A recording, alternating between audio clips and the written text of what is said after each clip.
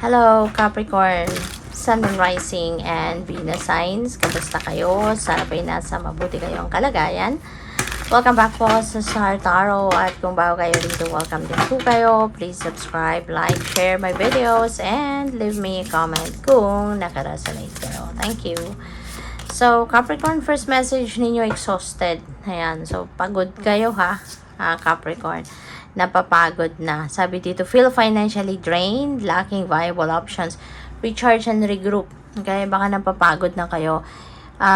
Hindi lang yung katawan ninyo ang pagod. This is maybe pati isip ninyo. No, pagod na pagod na. Maaring pati bulsa ninyo pagod na din. No, feeling siguro financially drained. So baka nai-stress na yung exhausted na to. Maaring related no sa paggastos ninyo. Baka pagod na kayo sa kakagastos, pagod na kayo sa kakatulong, pagod na kayo sa pagbibigay, 'di ba? Maaring ganoon. So depende sa inyong sitwasyon. But then kailangan ninyo na mag-recharge sa ngayon, no? Regroup, okay? Para maibalik mo sa balanse muli ang buhay mo at magkaroon kayo ng makapag-rest naman kayo, makapag-relax naman kayo. Okay? So, take a step back take a step back muna. Kahit saglit lang sa mga worldly things sa pinagkakaabalahan ninyo. Okay? Para makapag-unwind kayo, makapagpahinga, at least magkaroon kayo ng break, kumbaga, no? Sa stress na pinagdadaanan ninyo. So, we have angel number 1414. Light up. Okay, light up. Sabi dito, mood swings. Maaaring nagkakaroon na ng mood swings ang iba sa inyo kasi syempre na-stress na kayo. Respect family, constructive outlook, quality.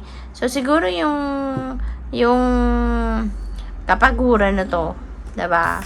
Maaaring kasi you've been supporting your family. You know, maaaring extended family, diba? Maaaring ganun. Marami siguro kayong sinusuportahan. Focus on your needs, no? Sa ngayon, focus on your needs, desires, and hobbies. Hindi kailangan na lagi na lang ang ibang tao yung inuuna mo. Diba? Kailangan sarili mo muna inuuna mo, then other people. Okay? So, everything is more accessible with a light attitude. You will be blessed with new opportunities. Maganda to. There will be new opportunities coming your way. And bagong kaibigan siguro, or baka merong bagong dadating sa pamilya. So baka merong mag-aasawa sa inyo na kapamilya mo, or po pwedeng merong manganganak, no? Kaya may bagong member sa pamilya. Good vibes will speed up the process, no? Mas kasi the more na positibo, pag positibong iniisip mo, positibo yung vibe mo, so mas maraming magagandang bagay ang dadating, no? And things are going to speed up. Things are going to be ang tawag dito, to be expedited, diba? So, tignan natin kung ano pa. By the way, maraming salamat, no, for subscribing. And if you haven't subscribed yet, subscribe na po kayo. At saka, maraming salamat din sa mga hindi nag-skip ng ads po. Thank you for your support. At saka, please click the join button sa baba ng video kung gusto po ninyo mag-join sa membership. Okay? Thank you. And sa mga cross-watchers, hello po. So, 8 of water. Ayan. So, you are heading towards a different path dito. You are leaving something behind you, no? Because you are searching, pwedeng trabaho ito, no, Capricorn. Baka ang iba sa inyo, no? Ang iba lang, hindi ito para sa lahat. Maybe ang iba sa inyo is searching for something meaningful in your life. Baka gusto ninyong magkaroon kayo ng, let's say, trabaho na hindi lang for the sake of money. Yung gumagawa kayo, yung tinatrabaho ninyo, hindi lang yun for the sake na magkaroon kayo ng income, but maybe you are also searching for something that you can do na you can also touch other people's lives. You know, yung nagtatrabaho kayo, may kita kayo, kumikita kayo, and at the same time, nakakatulong din kayo sa ibang tao. Gusto ninyo siguro na magkaroon din kayo ng pagkakataon that you can help other people, no, through your work. No, you can affect other people's lives, no, in a good way through sa kung ano man ang tinatrabaho ninyo, ano man ang ginagawa ninyo. So, yun ang napipick up ko dito for some of you. At saka, maybe ang iba sa inyo is also going to do something to empower yourself, no? Maaring ganun din ang gusto mong gawin dito. Gusto mong i-improve ang sarili mo, 'di ba? Gusto mong siguro i-harness din yung mga talents mo, skills mo, mga ganun. Tsaka you're heading towards fulfillment, no? So, kung saan ka man papunta, no? Kasi pa pwedeng ang iba sa inyo really going to leave something behind you, at kung saan man kayo papunta, that is where you are going to find your fulfillment. Doon na kayo magiging masaya. Doon kayo magiging contented, fulfilled, no? Satisfied sa kung ano ang pupuntahan ninyo. So, we also have Empress. Wow. So, this is really beautiful. Kasi si Empress is abundant, no? And prosperous energy. So, ito na yung simula, no? Siguro kung saan man kayo papunta, ano man ang susunod ninyong gagawin, doon kayo na magiging masagana, no? Ito yung sitwasyon na magdadala sa inyo ng kasaganaan. That is where the abundance and prosperity siguro excuse me po, doon ninyo ito mahahanap, no? Doon ninyo makukuha. This is also creation energy. So, maybe ang iba sa inyo, baka magsisimula kayo ng bagong trabaho, bagong career path, bagong business, baka magsisimula kayo ng bagong, pwedeng meron dadating na bagong income stream, yung ganon, ano?